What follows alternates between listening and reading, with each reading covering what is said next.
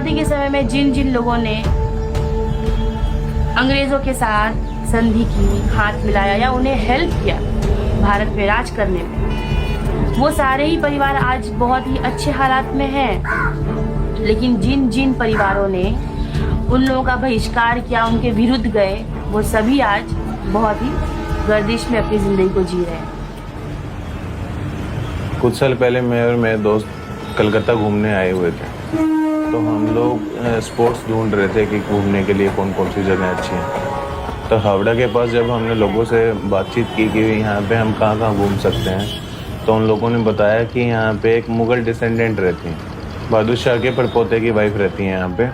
तो हम out of curiosity उन्हें देखने चले गए। ज़िंदगी के इसी उतार चढ़ाव के साथ ज़िंदगी तो कट ही रही थी। तो इसी बीच में एक लॉयर हैं, दिल्ली के एक लॉयर हैं विवेक मोरे, वो हमें हेल्प करने के लिए आगे आए। उन्होंने कहा कि ऐसी ऐसी बात है, वो बहादुर शाह को बहुत रिस्पेक्ट करते हैं एज अ फ्रीडम फाइटर, इसलिए वो इस परिवार के लिए कुछ करना चाहते हैं। हाँ, या अफसोस की बात है, हम अपनी चीज लेने के लिए खुद लड़ रहे हैं, जो कि हमारा हक है। हम बस एक चीज जानते हैं कि अल्लाह अगर हमको हकदार बनाया है और मुगल खानदान में सब ने अगर वफादारी किया है, और सबसे बड़ा वफादारी तो बहादुर शाह जफर ने किया, तो हमको हमारा हक जरूर मिलेगा।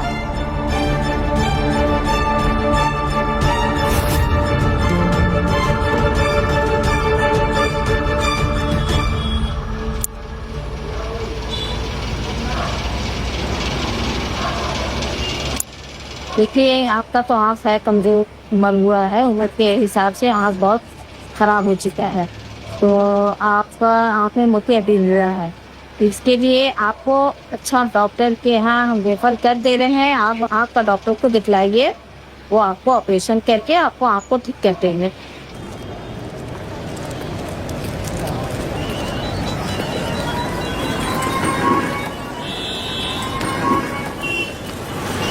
डॉक्टर बोला ऑपरेशन करना होगा, बिना ऑपरेशन के नहीं चलेगा।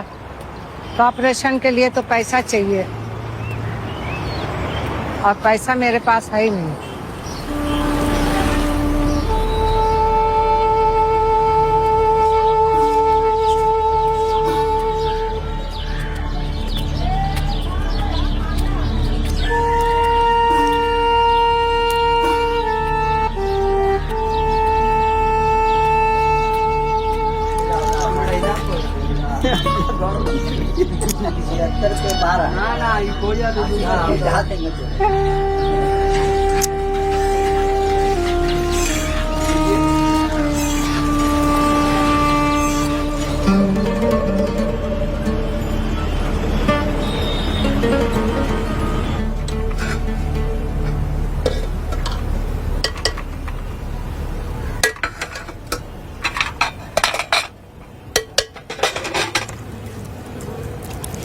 पहले तो मेरे नाना आए, उसके बाद कुछ दिन के बाद मेरी नानी देखी कि हमारी माँ भी छोटी थी लखनऊ में, तो वो भी कलकत्ता आ गई।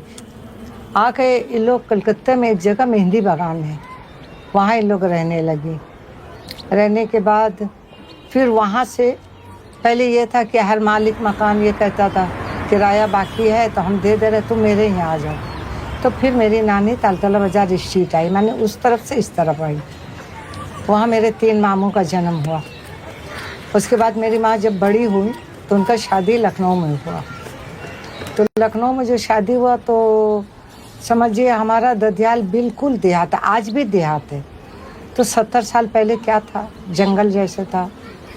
तो मेरी माँ का शादी वहाँ हुआ, तो हमारा जन्म भी वहीं हुआ 53 में लखनऊ में।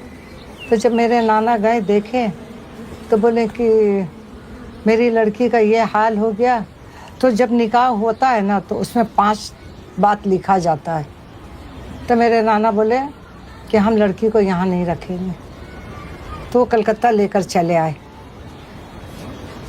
7 महीने के हम थे जब वो चले आए, तो हम कलकत्ते ही में तालतला बाजार स्ट्रीट में रहे।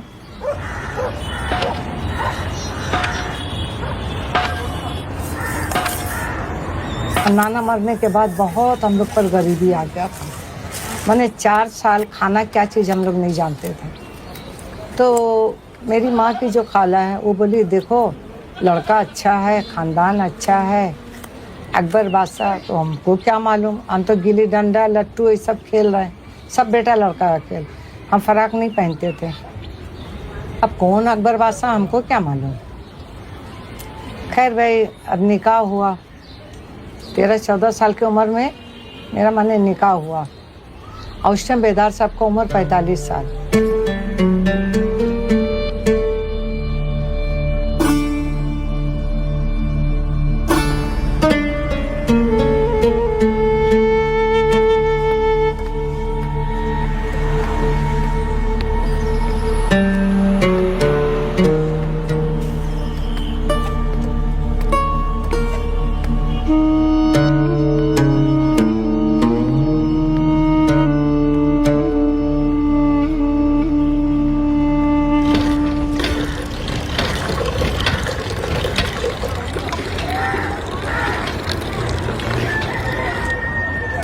मेरे ससुर जो जमशेद बख्त थे उनका भी पैदाइश रंगून का। जमशेद बख्त फिर मेरी सास से शादी किया, नादिर जहाँ बेगम, वो लखनऊ की थी और उनके बाप का हार्डवेयर का कारोबार था। रंगून जाते थे आते थे तो वहाँ ज़्यादा रहते थे। उस वक़्त तो पासपोर्ट का झमेला था नहीं। मेरी सास से शादी हुआ, शादी होने के बाद बेदार साहब का जन्म हुआ 1920 में 22 दिसंबर। 6 महीना का गोदी में रहा तो बाप मर गए, 9 महीना का गोदी में हुआ तो माँ मर गई। अब इनके नाना क्या किए कि बच्चा को लेके क्या करें, समझिए 1 साल का भी बच्चा नहीं। अब ब्रिटिश गवर्नमेंट का ऑर्डर था कि ये बच्चा रंगून से बाहर ना जाए। उनका नाना प्यारे मिर्ज़ा टोकरी मंगाए, बच्चा को रख के ऊपर से फूल ढांक दिया, रंगून से पैदा लाए। अब जो अब्दुल लतीफ़ शाह वो भी भाग गए, इंडिया आ गए, ला के उनको पाले। फिर प्यारे मिर्ज़ा बच्चा को रखने के लिए भागलपुर पूरब टोला में एक निकाह किया, शादी किया बच्चा के लिए। फिर नाना इनको ले लेके भागते भागते भागते, जब बच्चा थोड़ा बड़ा हुआ तो लकड़ी का बक्सा बनाया, उसमें छेद किया, उसमें बंद करके लेके भागते थे घोड़ा पर। तो उनको ब्रिटिश गवर्नमेंट यहाँ मारा भी था तलवार से। 47 के बाद जब देश आज़ाद हुआ तो बेदार साहब को उनका दोस्त लोग एक तो प्रोग्राम किया करके सबके सामने बताया कि ये मुग़ल का बच्चा है।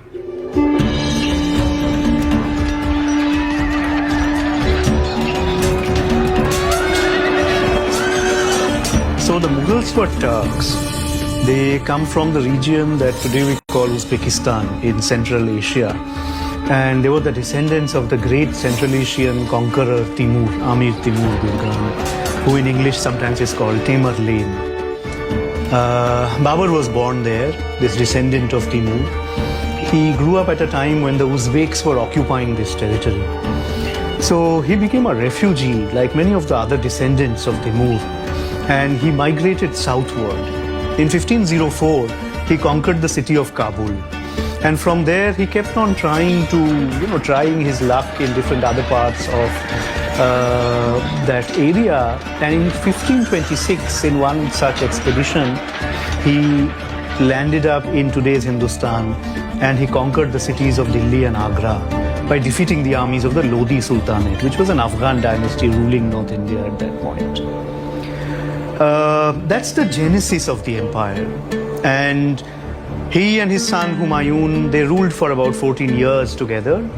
But the Afghans rose again. And because of that, the Mughals had to run away from North India.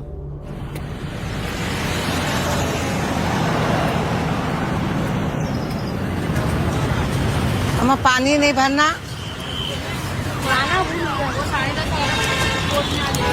एक चम्मच और डाल दो। लो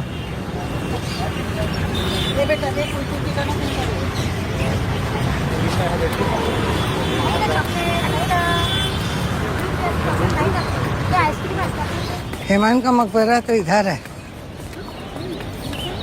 ये सब उसी के अंदर का है। इतनी सर्दी में दिल्ली कैसे आना हुआ आपका? दिल्ली आए सिर्फ बच्चे लोग तो कभी दिल्ली इतना घूमे नहीं, हम तो कई बार आ चुके हैं, रास्ता सब मालूम है। और वो आपका केस वाला कुछ काम केस है अभी? नहीं, अभी केस वाला तो कोई काम नहीं है, देखते हैं क्या होता है। देखिए पीर पैगंबर हो चाहे देवी देवता, कुछ नहीं कर सकते, इसलिए हम उनसे बोलेंगे, वो ऊपर वाले से बोलेंगे, जब उसका मर्जी होगा जब। They came back in another 10-15 years, and Humayun sort of led the reconquest of North India. But immediately after Delhi was conquered, he died in a freak accident in Delhi. And his young son, 14-year-old Akbar, was crowned as the next Mughal emperor. Akbar ruled for half a century, and that's the beginning of the empire, when the Mughal Empire really spread from the Delhi-Agra belt to all across North India. And the Mughals built a large empire that became an attractive employer for a lot of people: soldiers, Sufis, architects, philosophers. Many people sought and found employment in the Mughal Empire.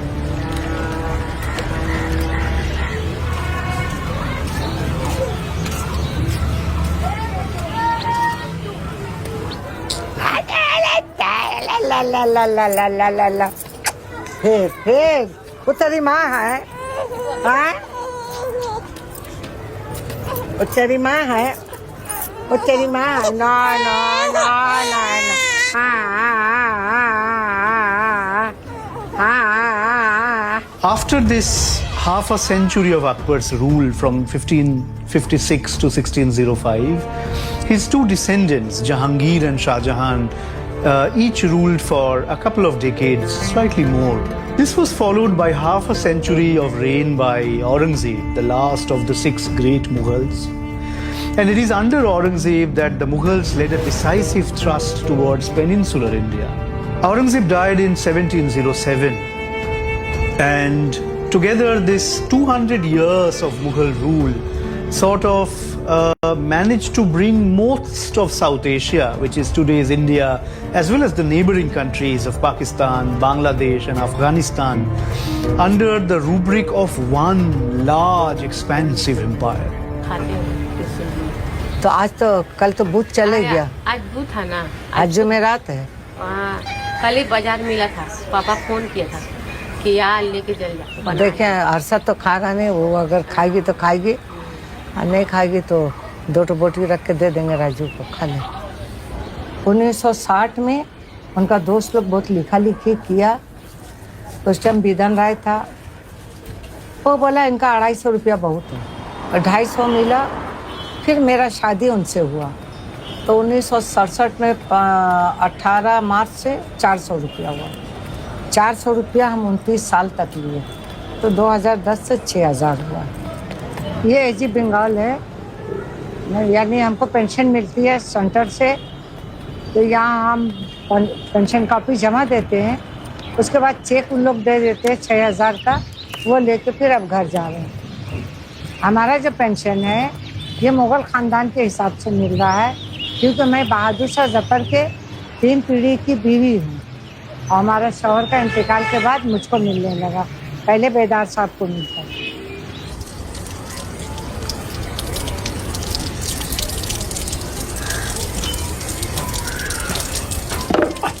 If you look at all these Mughal emperors, and from Babur, which is 1526, the first Mughal emperor, till the last one who was exiled, the 20th Mughal emperor who was exiled in 1858.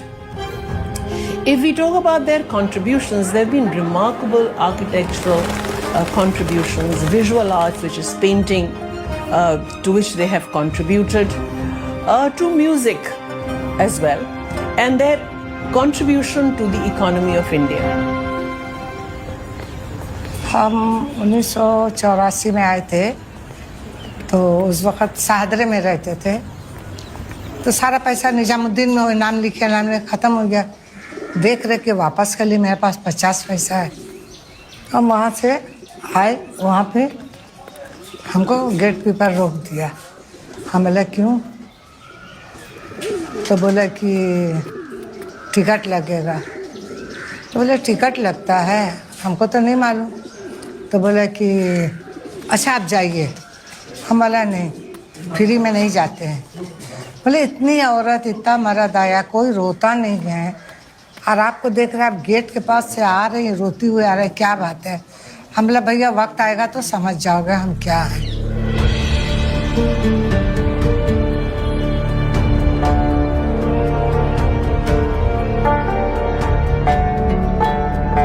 We have various emperors at this point of time in the 18th century, in the early 19th century. By the time we come to somebody like Bahadur Shah Zafar, ruling in the mid-19th century in 1857, his fortune, his wealth was incomparably small to his great ancestors, the great Mughals.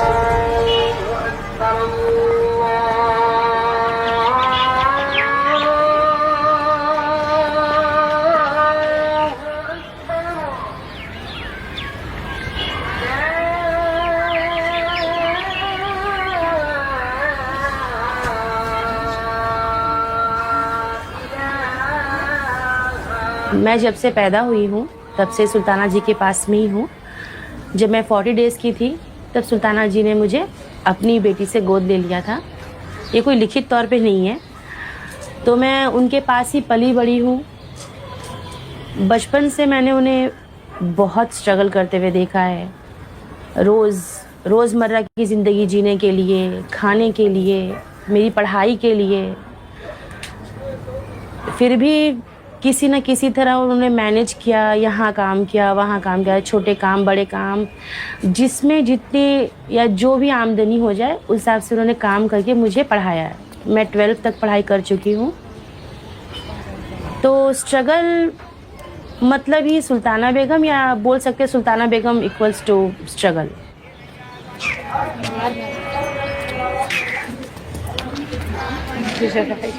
ये जो बकरी है ना, ये जो बकरी है ना, बकरी साल में एक बार बच्चा दे ना, एक साल में 3 बार बच्चा दे। अरे भैया दुश्मनी का है का? ये हमारे मोहल्ले का शेरा है। ये बेचारे को लाया गया राजस्थान से, बहुत अच्छा है। अभी ये और बढ़ेगा। तो मात्र 6000 पेंशन से तो उनका गुजारा चलना बहुत मुश्किल है। जैसे अभी हाल ही में उनकी आई टेस्ट करवाया गया तो पता चला कि उनकी आँख में छाली पड़ गई है, तो उसके लिए ऑपरेशन कराना बहुत ज़रूरी है।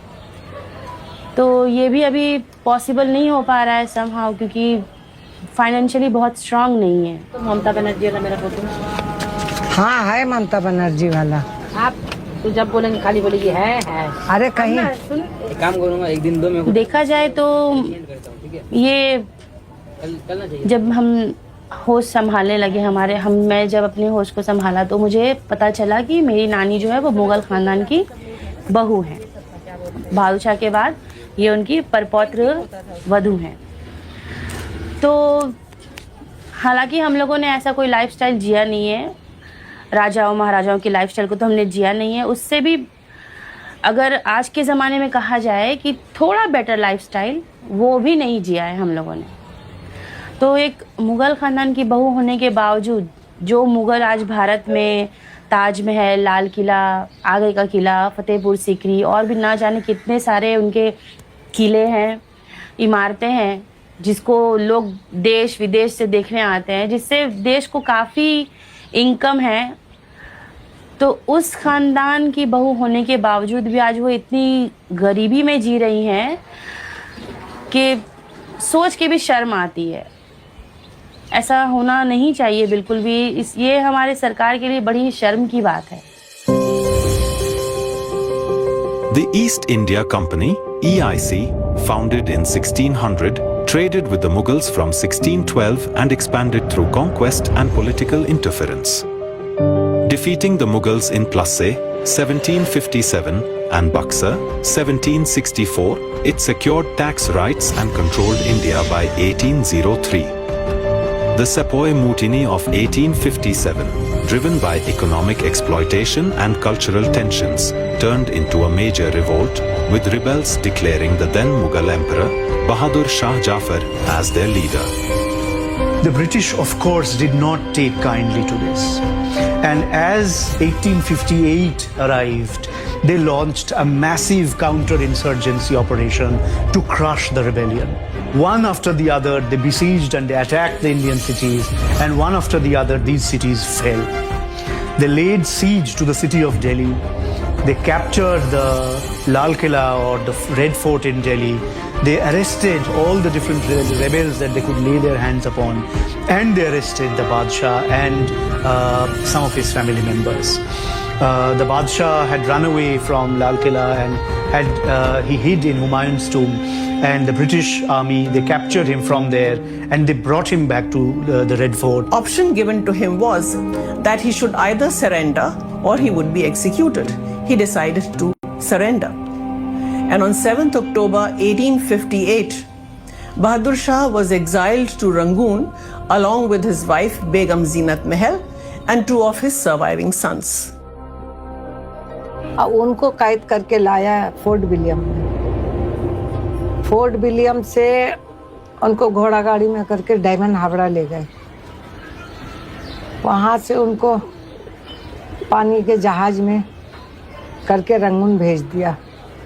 वो थे जमा बख्त और जीनत महल और कुछ नौकर चाकर थे, उन लोग को ले गए। तो जब बहादुर शाह, लेकिन जाते वक्त 1 साल था उनका पास शाल। आप बोले मेरा वतन का मिट्टी थोड़ा ले लो। रंगून जब गए तो बोले कि जब हम मर जाएं, हमको मिट्टी देना, तो ये मिट्टी को पहले मेरे सीने पे रख देना, मेरा वतन का मिट्टी है।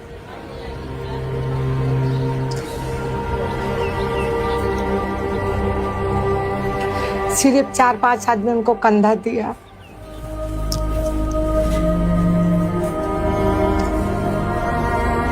One of the surviving son was his 19th son, which is Jawan Bakht.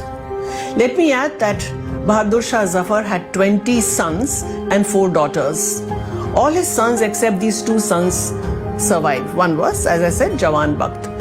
Jawan Bakht's son was Jamshed Bakht, and Jamshed Bakht's son was Bedar Bakht.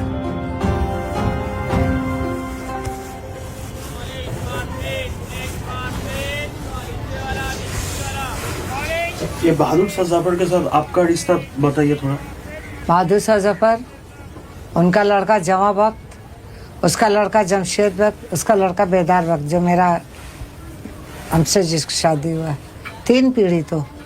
Bedar Bakht was the person who was married to Sultana Begum, the great-granddaughter-in-law of Bahadur Shah Zafar, who is now petitioning that she should be given the Lal Killa because that is what is her property and that belongs to her.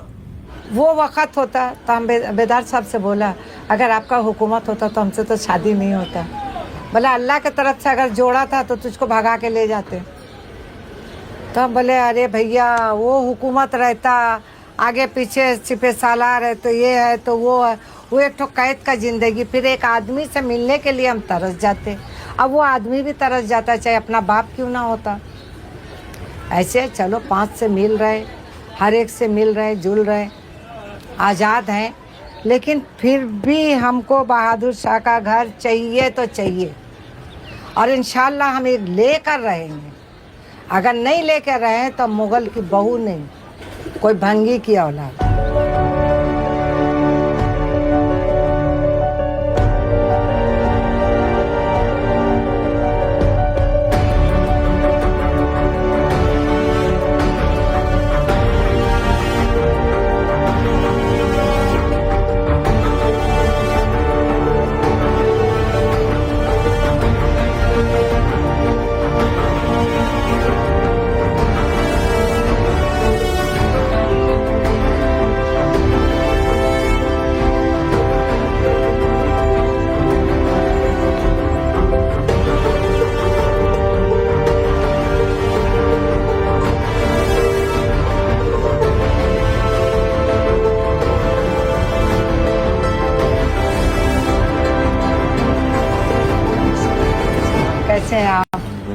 बहुत दिनों के बाद मुलाकात हुई। जी बस आप सही हैं? जी मैं बिल्कुल।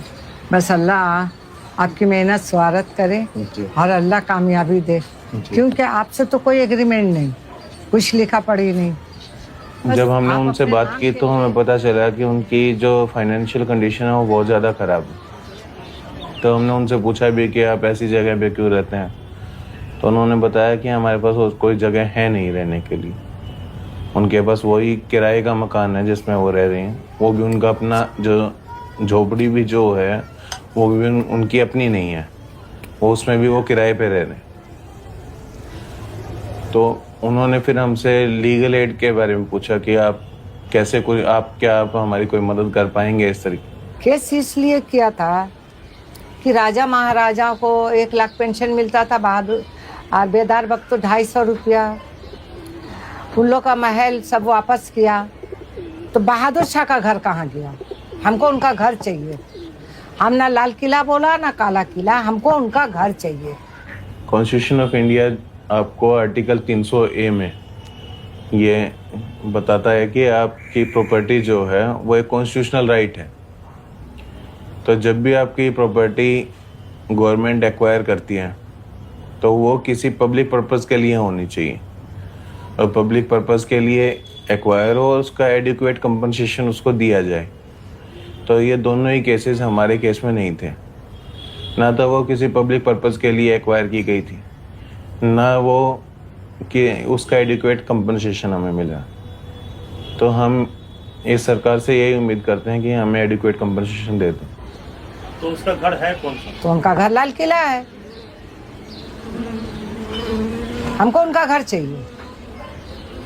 हम जाते हैं टिकट काट के, खुद अपना खानदान का बनाया हुआ इमारत पे हम जाते हैं तो टिकट काट के। अब बताइए, क्योंकि मेरे पास पैसा नहीं है, खूब सोना चांदी लादे हुए नहीं है, खूब झीक झाक पहने हुए नहीं है। हाँ भाई बेगम आ रही, बेगम आ रही। हाँ पब्लिक है ना है। भारतीय के तौर पे उनके मुगल एंसेस्ट्री से ज़्यादा ये इम्पोर्टेंट है कि वो एक शहीद के परिवार से, और उनका घर था, एक शहीद का घर है, उसको कोई बाहर से आक्रांता आए, उन लोगों ने उन्हें हटा दिया, उन्हें एग्जाइल करवा दिया। उसके बाद हम उन्हें उनका घर तो दे ही सकते हैं। अगर हम हिंदुस्तानी उस हिसाब से सोचें तो एक आदमी हमारे लिए जंग लड़ी तो उसको उसका घर तो मिलना ही चाहिए।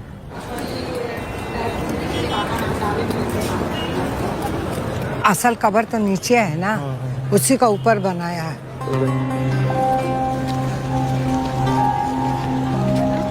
जी आप बताइए कि मैंने सुना है कि ये जो हुमायूं का मकबरा है, यहाँ से बहादुर शाह जफर को ब्रिटिश ऑफिसर हडसन ने अरेस्ट किया था, तो कहाँ से अरेस्ट किया था वो थोड़ा हमको बताइए, जानकारी दीजिए। देखिए वो लाल किला से किसी तरह से छुप छुपा के हुमायूं के मकबरे आए, आके यहाँ नीचे छुपे थे। नीचे छुपे थे तो उनका जो संधि थे इलाही बख्श, वो हडसन को बता दिया कि बहादुर शाह जफर हुमायूं के मकबरे में छुपे हैं। हाँ है अंदर जाने का।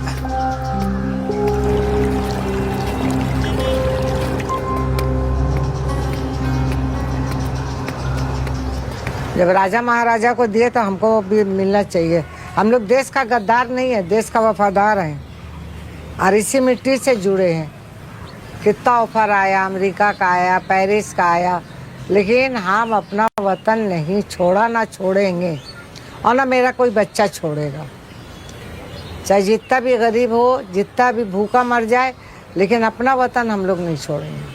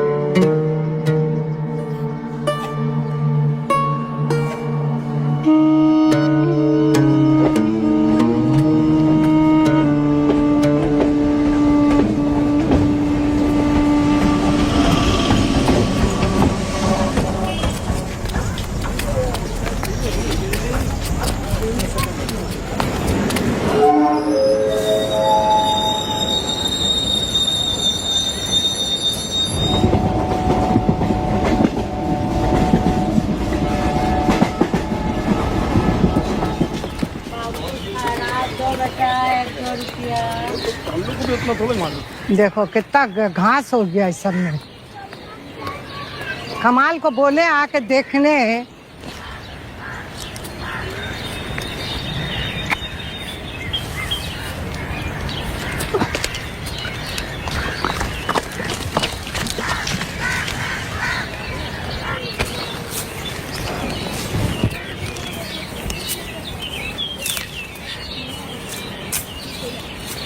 बरसात की वजह से वह हम पहले माली लगा के रखे थे, तो जब ये पक्का कर लिया ना तो उसको हम हटा दिया। और बताया नहीं, हम औरत लोग इतना नहीं आती है कब्रिस्तान। अभी जितना देखिएगा जुमा का नमाज पढ़ के सब आएगा कब्रिस्तान, सब अपने अपने से फातिहा पढ़ेगा।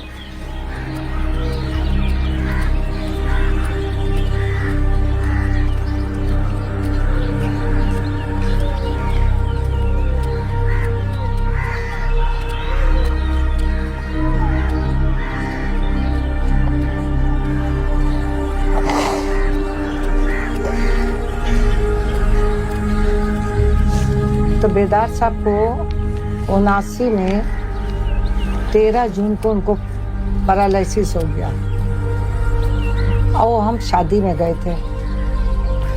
तो घर आए तो मेरी माँ बोली ए जन्नू गिर गए। हाँ बोला बाबा उनको बहुत हड़बड़ जाते आते कहीं गिर गए होंगे। जब घर आए आस्ते आस्ते देख रहे मुंह टेढ़ा हो गया, ये हाथ पैर नहीं चल रहा। ले गए चित्तरंजन में, उनको एडमिट कराए। एडमिट कराने के बाद बस वो एक ही बात बोल रहे हैं, हम यहाँ नहीं रहेंगे, फ्री इलाज नहीं करेंगे, हम खैराती इलाज नहीं करेंगे, वो घर ले चलो। फिर घर लाए, डॉक्टर साहब को बोला डॉक्टर साहब देखिए हम बहुत गरीब आदमी हैं, हम रिक्शा करके नहीं ला सकते। तो डॉक्टर बहुत अच्छा था, वो हफ्ता में बोला आप आके दवा ले जाया कीजिए। जब मैं छोटा थे तो हमें याद है कि मैं वालिद साहब के साथ जाता था। वालिद साहब फूट में मदरसा आलिया जो हाजी मोहम्मद मोहसिन स्क्वायर है, वहाँ पे मदरसा आलिया बहुत बड़े स्कूल है। उसके बाद हम लोग वहाँ पे एक स्टोन बिक्री करते थे, पत्थर, जिसको लोग उस वक्त 8 आना या आपको 50 पैसा या 1 रुपया में खरीदते थे। उस पैसे से सुबह दोपहर में हम लोग जाते 3 बजे 4 बजे और रात 8-9 बजे तक वहाँ हम और मेरे वालिद बिक्री करते थे। तो उससे जो पैसा बचता था वो प्रॉफिट होता था, उससे वालिद साहब लाते थे और उसी से घर भी चलता था। लेकिन वो बोलते थे बहादुर शाह जफर को फालिस मारा नहीं बचे, मेरे नाना को फालिस मारा वो भी नहीं बचे, तो हम भी नहीं बचेंगे। तो हमारा 1 लड़का और 5 लड़की। तो फिर 19 मई को उनको फिर डबल मारा, फालिस डबल मारा। फिर हम ले जाके नील रतन में दो माला पे दिया था, 52 नंबर सीट था। एडमिट कराए, बस जुमेरात को रहे, बुध को रहे, 22 मई को ख़त्म हो गए। फिर 23 को उनको 1 नंबर कब्रिस्तान में दफन किया गया। शुरू से तो मतलब अम्मी के साथ, मेरे अब्बू के साथ शुरू से तो गरीबी देख रहे हैं हम। जब से पैदा हुए तो गरीबी ही दिन देख रहे। अच्छा इतना वंशज है, बात सही है, लेकिन कुछ तो आगे बढ़ नहीं रहा है, जहाँ का वहीं है। हम लोग, हमारा जब पापा का इंतकाल तो मैं एकदम छोटी थी, जब से मेरी अम्मी तो गर्दिश ही टान रही, गर्दिश देख रहे। कल भी देख रहे थे, आज भी देख रहे। आगे का तो पता नहीं क्या होगा, ये तो नहीं बता सकते। अब ऐसा होता था कि एक वक्त ऐसा हुआ कि मेरे माँ के पास भी पैसा नहीं, भाई जो पैसा भेज रहा पैसा भी नहीं मिला, बच्चा लोग रात भर भूखा रह गया। तो मेरे गुरु के यहाँ कोई गुंडा लोग हमला किया था, हम उधर चले गए। बच्चा लोग सब भूख से तड़प रहा, अम्मी को बुलाइए ना। तो हमारे गुरु का कोई आया हुआ था पेरिस से, तो बेचारा हमको पैसा दिया। माँ को बोला जल्दी से कुछ मंगा के बच्चे लोग को खिलाओ और कुछ राशन पानी डाल लो। अगर मेरे पापा रहते तब तो मतलब कुछ करते हैं। जब मेरे पापा ही नहीं थे, हम लोग छोटे छोटे थे, तो कहाँ से अम्मी संभालती हम लोगों को, संभाल नहीं पाती थी। बस जो दे दी वो खा लिए, जो नहीं दी नहीं खाए। कई दिन तो हम लोग भूखा भी सो जाते थे, खाना ही नहीं रहता था कि खाए। या बच्चे जब स्कूल जाते, हम लोग जा नहीं पाते थे स्कूल, कैसे स्कूल जाते जब खाना ही करने था, तो स्कूल कैसे जाते। हम लोग जो भी इतने बड़े वंशज के, आपका बात सही है, लेकिन वंशज के हिसाब से हम लोग सबसे मतलब सोचिए गरीबी गरीबी गरीबी में चल दिए।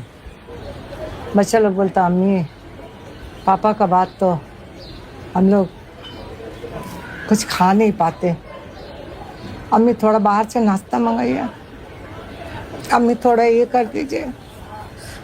अमला बाबू अभी तो पैसा हमको नहीं मिल रहा, अब माँ भाई को कितना बोले, जाने तो ब्रेड पानी में भिगा के खा के सब्र करो।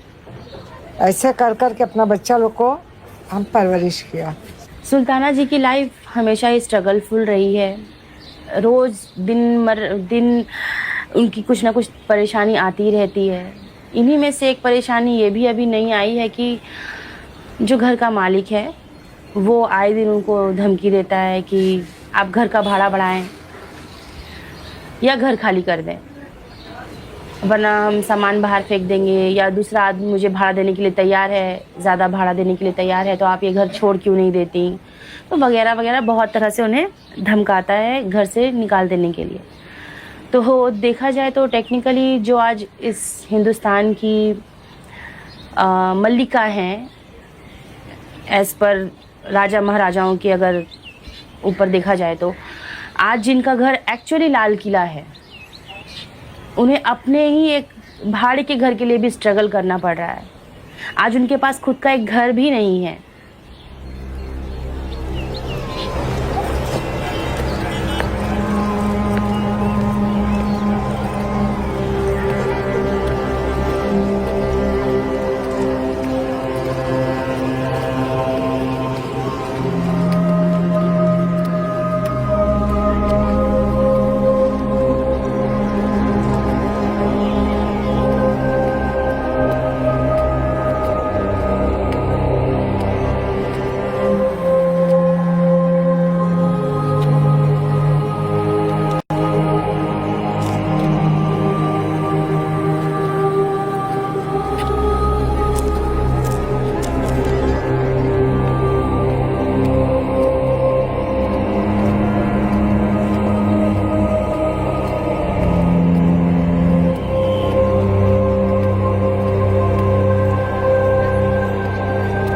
ये जो लाल किला है इतना बड़ा महल है, सब दीवाने आम है, दीवाने खास है, बहादुर शाह जफर यहाँ पे रहते थे, तो उसका परपोते की बहू होने के नाते आप भी टिकट कटा के आ रहे हैं अंदर। क्या करें, देखिए अब उनको पहचान कौन दिलाए कि हम इस खानदान से हैं, मुझको फ्री दिया जाए तो भीख मांगना हो गया। भीख क्यों मांगे 50 रुपए के चलते, जबकि राजा महाराजा को उनका महल वापस मिला। तो बहादुर शाह जफर तो कोई फुटपाथ के भिखारी तो नहीं थे, वो भी एक शहंशाह थे, तो उनका घर कहाँ गया। हमको सिर्फ उनका घर चाहिए, हमें नहीं कह रहे लाल किला या काला किला या सफेद किला, मुझको उनका घर चाहिए बस।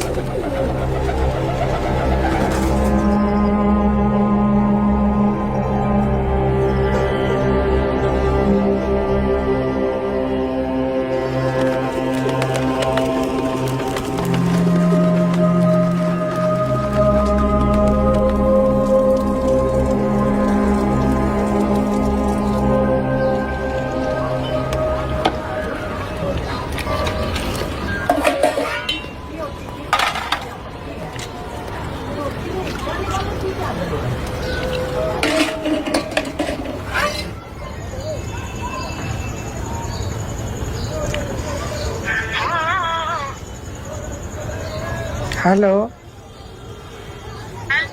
हाँ बेटा। हेलो। हाँ हेलो। हाँ बोलिए। क्या कर रही? अरे बहुत दिन हो गया, तुम आई नहीं।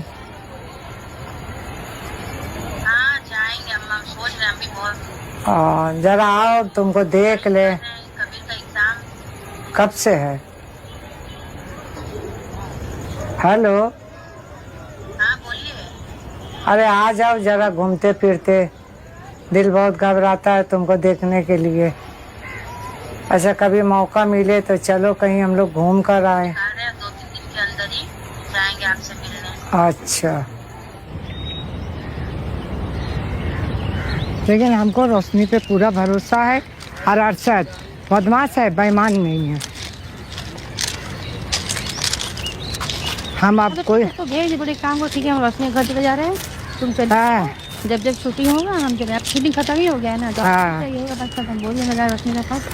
थोड़ा हंसी अम्मा, नहीं खींच तो नहीं रहे, हंसी है। ताजमहल से खूबसूरत नहीं है, वैसा चमक वैसा खूबसूरती। ताजमहल का सामने नहर है। वो पता है नहर है, ये तो अलग से। अच्छा ऊपर विक्टोरिया है, पहले घूमती थी, अभी बैटरी खत्म हो गया बस। एक जमाना से बंद है। हम कोई सोचते हैं, अंदर में बोलता है अंदर जो लोग बोलता है ना, अरे मुगल आया लूट के ले गया, ये वो ये सब देख के समझ में नहीं आता है कि हिंदुस्तान को और भी अंग्रेज कितना लूट के सब बनाया होगा। I would say it's communal politics, where the Mughal emperors are being seen as invaders. There's this hunt for, or they are constantly looking for those. The Mughal emperors were villains, as if they really were. किसी एक को भी बताए नाम कि वो गद्दार था। और जितना भी बादशाह हुए मुगल खानदान का, सब हिंदुस्तान में दफन है। I do not see Mughals as invaders. In fact, they're very different from the British East India Company. There was no drain of wealth. What is significant is that the Mughals came from Central Asia, but none of them went back to Central Asia. They made India their home. ये तो कोहिनूर यहाँ से ले गई। कितना कुछ तो ले गई, सिर्फ कोहिनूर नहीं, तख्त अच्छा। ताऊस भी लेके चला गया यहाँ नहीं, से। तख्त ताऊस है वो आगरा। वाला मयूर का जो बना हुआ ये बैठने का जगह था, मयूर तख्त। अरे ये मयूर शीश महल, हाँ। शीश महल का सब उखाड़ के ले गया। असली जितना नगीना था सब ले गया, सिर्फ रह गया अभी पत्थर का। The land revenue systems, the bureaucracy, we have derived from there.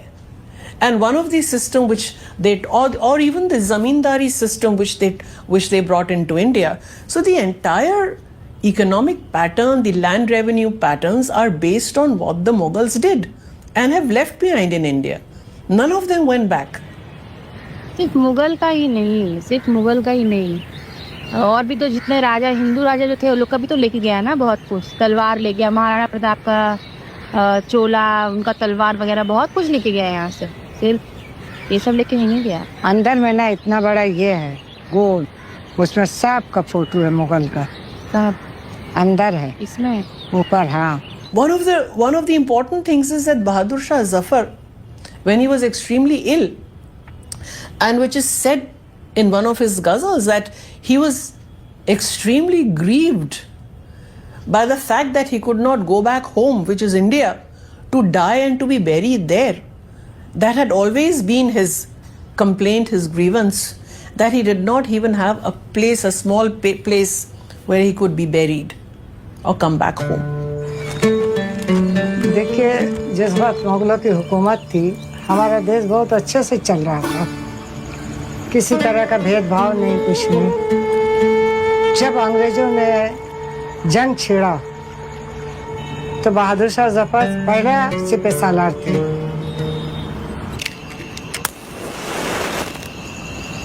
तो उनको तो रंगून भेज दिया गया, जीनत महल भी वहीं ख़त्म हो गई। मेरे ससुर जो थे जमशेद बख्त, वो भी वहीं पैदा हुए, वहीं शादी हुई, वहीं मर गए।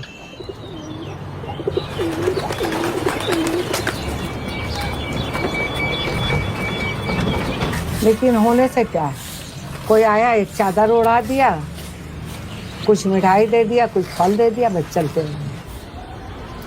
जो कुछ होना चाहिए, अभी आप बताइए ना, हम पैसा के बिना 3 दिन से दवा नहीं ला रहे हैं, जाएंगे तभी 1000 रुपया चाहिए, तो कल खाएंगे क्या?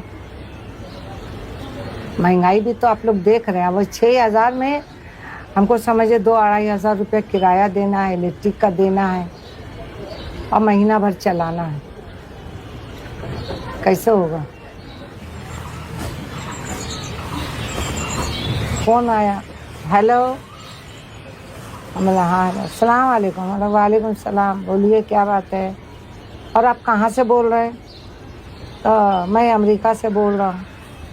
आप बहुत मुसीबत में हैं। भला अल्लाह का शुक्र है जिस साल में रखे, तो मैं अपना जायदाद आपको देना चाहता हूँ। हम कहा भैया जगह तो पहले बताओ, आप दे रहे हैं हम ले रहे हैं, बहुत बहुत शुक्रिया, जगह तो बताओ। बोले जेलम जिला है पाकिस्तान। हम ले भैया हाथ जोड़ के आपसे हम माफ़ी चाहते हैं, आपको देना है, आपको वहाँ कोई ज़रूरत नहीं है तो वहाँ का बेच के हमको इंडिया में दीजिए, लेकिन हम अपना वतन नहीं छोड़ेंगे। ये वतन के लिए बहादुर शाह जफर ने क्या क्या मुसीबत नहीं सहा, अपना औलाद लोग को कुर्बान किया और हम खुशी के लिए चले जाएं। पेरिस से आदमी आया हमको लेने, हम अपना गुरु का पैर पकड़ लिया, बोला हुजूर आप दुआ कीजिए कि हमको ना ले जाए, हम इंडिया छोड़ कर नहीं जाएंगे, चाहे हमारा बच्चा लोग भूखा मर जाए। बहुत ऑफर आया, हम नहीं गए।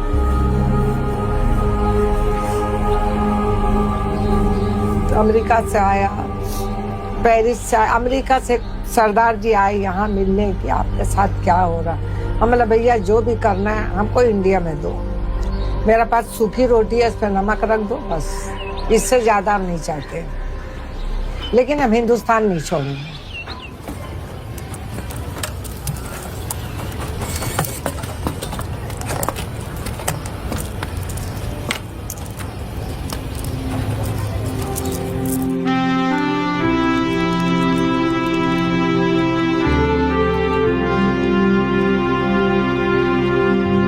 मेरा शादी हुआ 1965 में 15 अगस्त को, और मेरा जन्म 1 जनवरी का है। तो बेदा साहब बोले कि आज के दिन मेरा देश आज़ाद हुआ था, उसी दिन शादी करें। तो अब अकबर बादशाह है, औरंगजेब है, भैया कौन है हमको नहीं मालूम।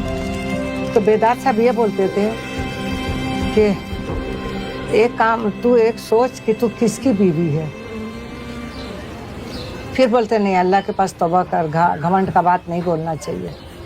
शाहजहां तो ताजमहल बना गए, हम तेरे लिए बांस का ताजमहल बना देंगे। होगा भाई। तो जैसा जैसा मेरा उम्र होता गया, 26-27 साल की उम्र में तो हम विधवा हुए। जैसे जैसे सब मीडिया आते गए, ये करते गए, तो हमको मालूम हुआ कि हम कौन हैं। एक बार ऐसा हुआ, अटल बिहारी जी ने स्वामी चिन्मयानंद को 15 अगस्त को 2003 में भेजे, ये ख़ानदान कैसा है जाओ देखो। तो लाए थे, फल वल लाए, मिठाई लाए, एक शाल हमको दिया। फिर वही ममता बनर्जी 2004 में 26 फरवरी को 50,000 का चेक लेकर आई, इसी घर में, इसी जगह पर। লালকৃষ্ণ আডবাণী আমাদের ডেপুটি প্রাইম মিনিস্টারকে বলেছিলেন, ডেপুটি প্রাইম মিনিস্টার প্রধানমন্ত্রীর সাথে কথা বলে তিনি 50,000 টাকা এই পরিবারের জন্য পাঠিয়েছেন আমার এবং মমতা ব্যানার্জির মাধ্যমে। सुल्ताना बेगम जी है, उनका एक बेटी है, वो भी बेचारा बहुत क्लास तक पढ़ा, एक चाय का दुकान करके ये लोग चलाते हैं, बहुत दुखी में है। लेकिन हम कांग्रेचुलेट करते हैं हमारा इंडिया गवर्नमेंट को, प्राइम मिनिस्टर को, डिप्टी प्राइम मिनिस्टर को। आप कौन सी तरह मैंने आई हुई है इसी के लिए कि आज भी हमारे देश के कोने कोने में जितना भी बहादुर शाह जफर का आदमी है, जो इंसान देश के लिए सब कुछ दिया है। ऐसा लगता है, मतलब ये बात तो सही है, सोचते हैं कि इतना बड़ा खानदान के हम लोग कहाँ कचड़े में पड़े हैं, लेकिन कर भी क्या सकते हैं, कुछ होता ही नहीं आगे, कोई मतलब मसला कोई बढ़ ही नहीं रहा है। इतना मीडिया भी आता है, सब आता है, मतलब वो अपना अपना खबर हो गया वहीं से ख़त्म, उसके बाद कोई मसला आगे ही बढ़ता ही नहीं है। मेरी अम्मी जहाँ की वहीं है। मतलब बहुत बुरा लगता था कि हम लोग इतने बड़े खानदान के हो के आज इस जगह पे रह रहे हैं और कोई कुछ मदद नहीं कर रहा है हमारी। लोग आते हैं, बड़े बड़े लोग आते हैं, घर पे आते हैं, बात करते हैं, नानी के साथ तस्वीरें खिंचाकर फिर वो चले जाते हैं और वादे सिर्फ करते हैं कि मतलब आपके लिए ये करेंगे वो करेंगे, लेकिन कोई कुछ नहीं करता है। कई लोग बोलते हैं कि आप आ जाइए, हम आपको घर देंगे, मतलब झूठे बातें अपना काम निकलवाने के लिए कि आपको घर देंगे, आपको ये देंगे, आपके बच्चे लोग का परवरिश करेंगे। बस अभी आप आए और बोल दिए कि मतलब ये करेंगे वो करेंगे, लेकिन आपका जब काम निकल जाता है उसके बाद आप कहाँ गायब हो जाता है कोई पता नहीं।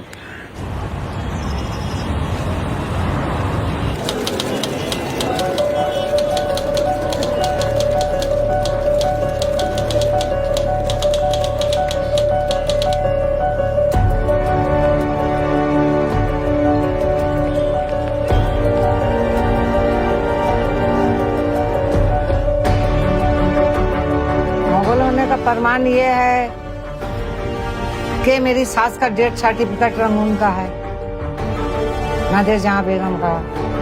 दूसरी बात है, जब ब्रिटिश गवर्नमेंट ने जो दिया था, मेरा सास ससुर मरने के बाद जो लिया है वो कागज है, सब हम अपने रोशनारा के पास रखा, वो मेरी सेक्रेटरी है। दूसरी बात है कि लोकसभा की किताब में बेदार साहब का पूरा टाइटल है।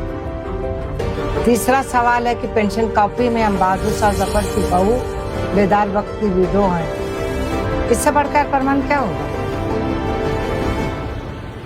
इसलिए पेंशन मिल रही है। केस किया, जज साहबा मालूम होता है कि वो अनपढ़ हैं, इतिहास कभी पढ़ी नहीं, बिना सोचे समझे कैंसिल कर दी, लेकिन केस मैं फिर करूंगी। बेसिकली केस मेरिट्स पे खारिज नहीं हुआ, केस खारिज हुआ है कि डिले के ऊपर, क्योंकि इसमें 164 साल का डिले है। जब प्रॉपर्टी एक्वायर की गई और जो आज प्रॉपर्टी जो हम मांग रहे हैं उसमें 164 साल का डिले आ गया, इसलिए ये केस खारिज करती है। तो सवाल की कि 150 साल कहाँ थी, तो हम पूछना चाहते हैं, जज साहिबा का 150 साल उम्र है? 150 साल तो मेरे ससुर भी रहते जमशेद वक्त, तो उनका भी उम्र नहीं होता। नहीं, सुल्ताना बेगम जी में कॉन्फिडेंस तो है। अभी बीच में तो जैसे पीछे 2-3 साल उनकी तबीयत ज़्यादा ख़राब रही, उनकी बेटी का इंतकाल हो गया, उसकी वजह से मेंटल ट्रॉमा तो था ही उनके ऊपर। पहले उनके शरीर ही ठीक काम नहीं कर रहा, ऊपर से आपके रहते अगर आपके बच्चे चले जाएं तो उससे बड़ा कोई दुख नहीं होता। तो उनकी बेटी चली गई, उन्हें उसका भी ट्रॉमा रहा। अभी तो वो हौसले में है, अभी कह रहे हैं कि हम अपील फाइल करेंगे, हम लड़ेंगे। वो मेरी बड़ी आपा थी, तो उनका इंतकाल हो गया, उनके 3 बच्चे हैं, उनका तो इंतकाल, वो भी मतलब ठीक, वो मतलब हम लोग से थोड़ी ठीक थी, मतलब हम लोग से थोड़ी ठीक थी, अच्छी थी, खाती पीती ठीक थी, लेकिन उनका बहुत सा बीमारी हुआ तो फिर उनको इंतकाल हो गया। उनका फेफड़ा में कुछ तकलीफ आ गया था, इंतकाल हो गया। तो उसका इंतकाल हो जाने के बाद आपका अम्मी का कैसा? अम्मी का तो मतलब जब से इंतकाल हुआ, अम्मी डिप्रेशन में चली गई, उनका तबीयत खराब रहे, जब से अभी तक उनका तबीयत ही खराब है। मेरी लड़की रहती थी मटिया बुरेज गार्डन रिच 28 नंबर में, तो हमको तो बताया नहीं, हमको अरशद बोला शमशाद अंकल आ रहे हैं, एक तो है चूड़ी बनाता, माँ के तरह मानता है, तो हमको बोला चलिए अम्मी। बोला कहाँ जाए? नहीं रोशनी भी आ रही। हम बोला देखो रोशनी क्या करने आएगी? नहीं 9 बजे सीमा बाजी बोली है हम मेरा माँ को देखने मांगे, और रोशनी को दूध पिलाई थी। जब हम यहाँ से टोटो में जा रहे हैं, हमला शमशाद झूठ मत बोलो, कुछ गड़बड़ जरूर है। बोले नहीं कुछ नहीं, चलिए ना। वहाँ पे गए, गंगा पार हुए, होने के बाद फिर वहाँ से ऑटो में गए, तो हम ऐसे रास्ता में बैठ गए। दूर से देख रहे हैं वहाँ सब चेयर लगा हुआ है, तो उसका लड़का आया। देखो उसको सोचना चाहिए ना कि वो माँ है, ऐसे करके बोल रहा अभी डेड बॉडी आने में देर है। बोले किसका आने में देर है? अभी ओए अम्मी का। उसका बाद बहुत कुछ हुआ, वो बच्चा लोग का लिए, अपना आदमी का लिए वो खत्म हो गए।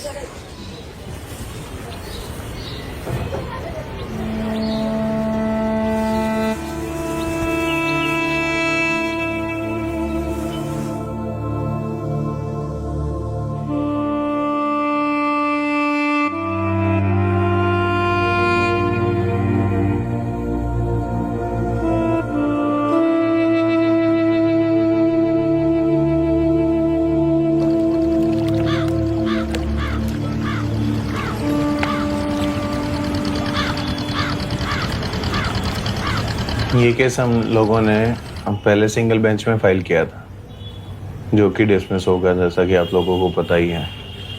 इसको अब हम अपील तैयार कर रहे हैं और अपील फाइल करेंगे, और हम सुल्ताना बेगम जी के हक के लिए चाहे हमें सुप्रीम कोर्ट तक जाना पड़े, हम जरूर जाएंगे।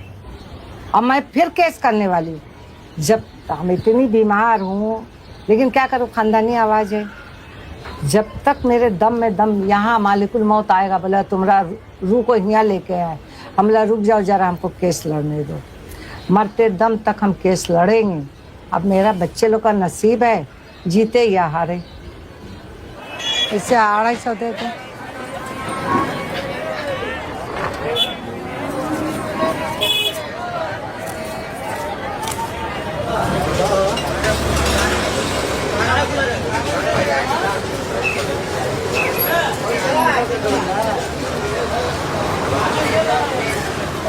सामने से हट जाइए, कैमरा है।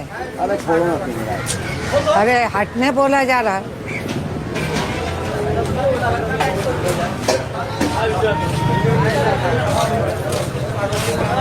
क्या हुआ? नहीं है, काम धंधा तो है नहीं, यही उल्टा पुल्टा है। उल्टा पुल्टा नहीं हो रहा, मुंह संभाल के बात क्या करो। आज यानी 17 अक्टूबर है, आज मेरी रोशन आरा का जन्मदिन है, तो बहुत दिनों से किया नहीं, आज मौका मिला है, बुलाए तो थोड़ा बिरयानी बनाए, मेरे हाथ का शौक से खाती है, तो आज इसका जन्मदिन मना रहे हैं।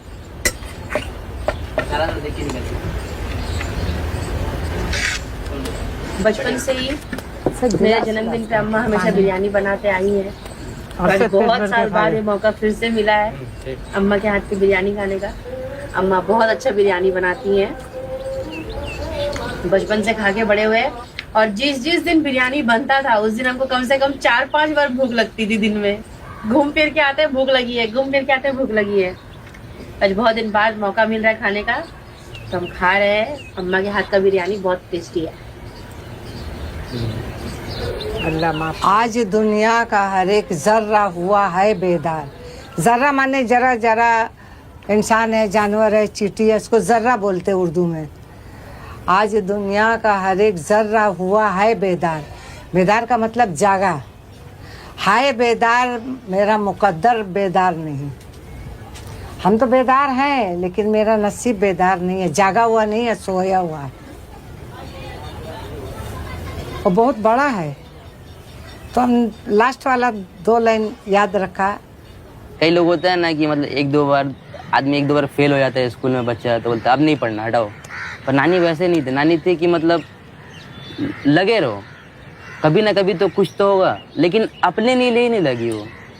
उनकी ज़िंदगी कितने दिनों की और है, वो अपने बच्चों के लिए लगी रही कि उनके बच्चे लोग की ज़िंदगी आगे चल के अच्छी हो जाए। मेरे जीते जी मेरे बच्चे ऐसे दर बदर ठोकरे ना खाए। अल्लाह आपको कामयाबी दे और केस इंशाल्लाह जीत कर रहे। देखते हैं क्या होता है। जाए अपील फाइल करेंगे अभी हाई कोर्ट में, फिर हमको आना होगा। नहीं उस दिन नहीं आना, अगर आना हो तो आ जाना आप। अभी आपका केस का स्टेटस क्या है? हम तो डिवीजन मतलब सिंगल बेंच से खारिज हो गया, अभी क्या होगा? फिर से करूंगी, जितनी बार खारिज होगा उतनी बार करूंगी, लेकिन अपना हक लेकर रहूंगी। समझ लीजिए मेरी मम्मी पापा तो बेटे का ख्वाब होता है कि मतलब अपनी माँ बाप को कोई अच्छी जगह पे ले जाए, या तीर्थ यात्रा पे ले जाए, या अच्छी जगह मंदिर पे ले जाए। अलग अलग धर्म के अलग अलग लोगों का अलग अलग ख्वाब होता है, तो मेरा बस यही है कि मैं अपने नानी को करबला ले जाऊं।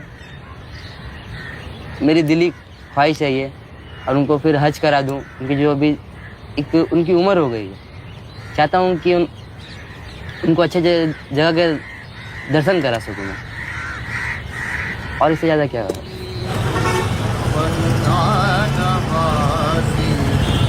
ये तेरी खैरात है, आज बज़ी में चिश्तिया में सब गुनाह खुल जाएंगे। अर्श से फर्शे ज़मीं तक, अर्श से फर्शे ज़मीं तक की बरसात है। अर्श से फर्शे ज़मीं तक, अर्श से सिरे जड़े हुए हैं मौला की रहमतों के। बना हुआ है आजा का आशिकाना। ये तो अंदर बैठ के सब खेल रहे हैं और वारिस को मना कर रहे हैं।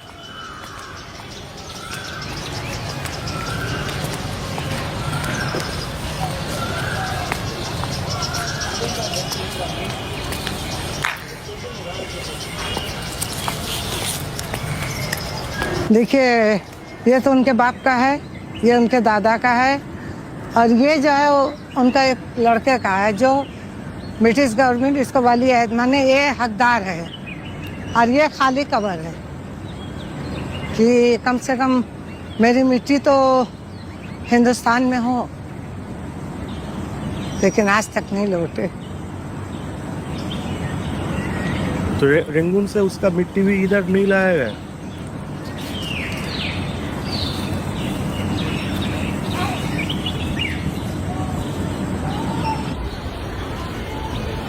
बस हम जो कर रहे भैया हम अपने बच्चे लोग के लिए कर रहे। अपना क्या एक रोटी खाना है, एक तन पे पहनना है, इससे ज़्यादा कुछ नहीं। और कुछ दवा पानी थोड़ा बेफिक्र हो जाने से क्या हम अपने बच्चे लोग को तो सुकून से देख के जा सकते हैं। और दूसरी बात है मेरा ख्वाहिश है कि कुछ हो जाए तो हर दरगाह पे हम हाजिरी दें और हमको कुछ नहीं चाहिए, हम अपना बच्चे लोग के लिए कर रहे हैं। आखिर एक लड़की मेरा डेट कर गई ये आस में कि आज मेरा माँ का होगा तो कल हम लोग सुख से रहेंगे।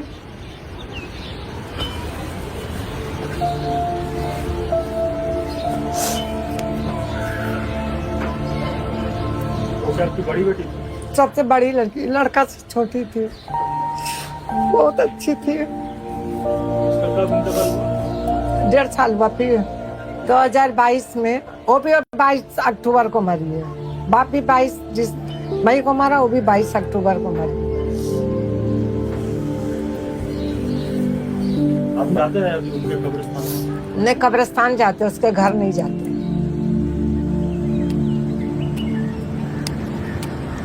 देखिए मिट्टी इसलिए खाली है कि बहादुर शाह जफर सोच रहे थे कि चलो मेरी हुकूमत रहेगी, हम मरेंगे तो यहीं दफन किए जाएंगे।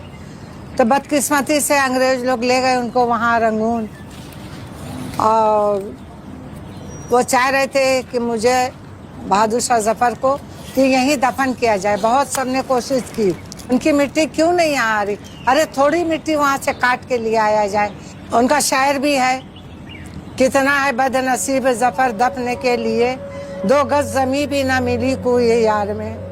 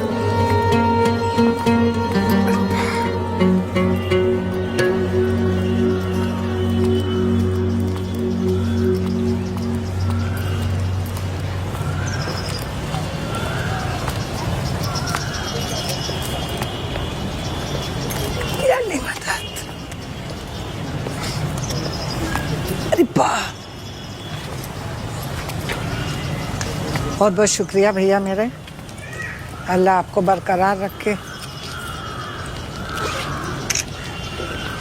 आप लोग यहाँ बैठ के खेलते हैं, वो भी ताश। बुढ़े नहीं, सुनिए चाचा हाथ जोड़ते हैं, बुरा नहीं मानिएगा। अब हम लोग का टाइम है इबादत करने का। आप बुरा नहीं मान रहे चीज, ये चीज इबादत करने का, ये उम्र। वो आपकी बात ठीक है, हम तो बुजुर्ग आदमी टाइम ठीक है, बुजुर्ग हैं तो बच्चे क्या सीखेंगे, बच्चे आपसे सीखेंगे। कोई नहीं आता ये तो कब्रिस्तान है, यहाँ गलत है। चलो आप चलो जी, आज के बाद हम आएंगे नहीं यहाँ पर। नहीं आप आइए, आप बैठिए, सोइए, खाना खाइए, खाना पकाइए, हम खुद इजाजत देते, हम उनकी बहू हैं। अब कब आओगे? अब दोबारा देखिए अब अल्लाह जब लाएगा तभी। अगली बार नहीं तो अम्मा मेरी, हम तो यहाँ बच्चे हैं, हम उनको भी समझाते हैं। हम तो यहाँ पर कोई बुरा काम ना, बीड़ी सिगरेट कुछ हम तो सब पियो, हम तो कुछ, लेकिन ये चीज चाहे वो हिंदू हो चाहे मुसलमान हो, ये चीज हराम है। चलो ओके अम्मा, ये कब्रिस्तान है। अब तो हो गई, गलती हो गई बस।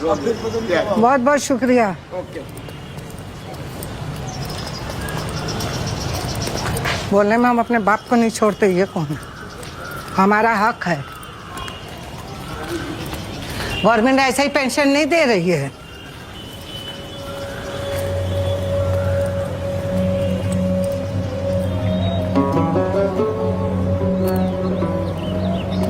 देखिए आज अगर मुगल का हुकूमत रहता तो आज हम लाल किला के अंदर मलका बनकर रहते, लेकिन आज हमारा नसीब ऐसा है कि आज इस मजदूर की बस्ती में रह रहे हैं। बस इसी को लाल किला समझते हैं, ताजमहल समझते हैं, लेकिन बहादुर शाह का घर हमको चाहिए।